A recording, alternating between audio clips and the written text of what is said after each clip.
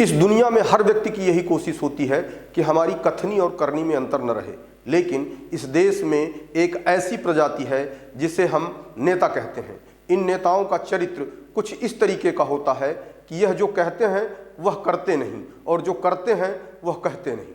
नमस्कार, मैं हूं केशव तिवारी और आप देख रहे हैं विशाल खबर। मध्य प्रदेश शासन के पंचायत राज्य मंत्री रामखेलावन पटेल हैं।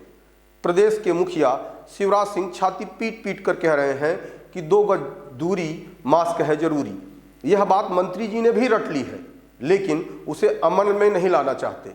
इतना ही नहीं, बड़ी बेबाकी से इस बात को वह स्वीकार भी करते हैं कि हमारे पास मास्क है, लेकिन वह जेब की शोभा बढ़ा रहा है।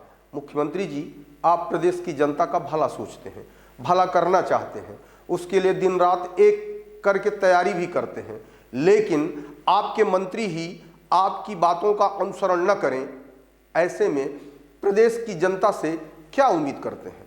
ऐसे ही मंत्रियों की वजह से भाजपा की लोकप्रियता घट रही है। प्रदेश के मंत्री जी फ्लाईओवर का उद्घाटन करने पहुंचे थे।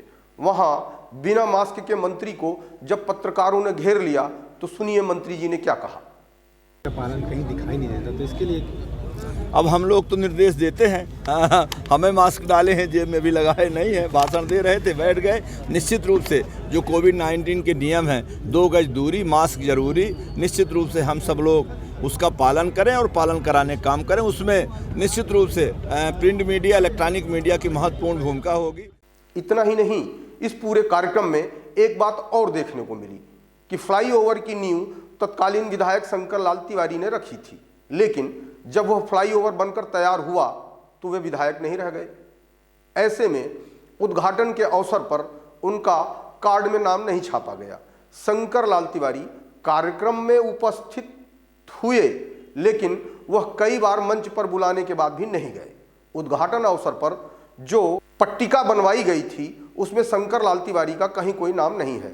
ऐसे में उद्घाटन अवसर पर यह चर्चा मुखर रही कि आखिरकार इस फ्लाईओवर के लिए संघर्ष शंकर लाल तिवारी ने किया, लेकिन इनके नाम का शिलान्यास का पत्थर भी लोगों ने गायब करा दिया।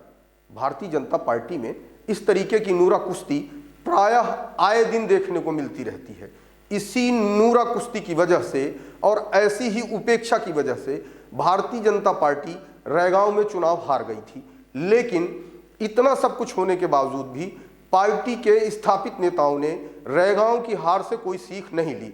यदि पार्टी के नेता आपस में इसी तरीके से लड़ते रहेंगे तो आने वाले चुनाव में पार्टी को दुर्गति का सामना करना पड़ेगा। देखते रहिए विशाल खबर।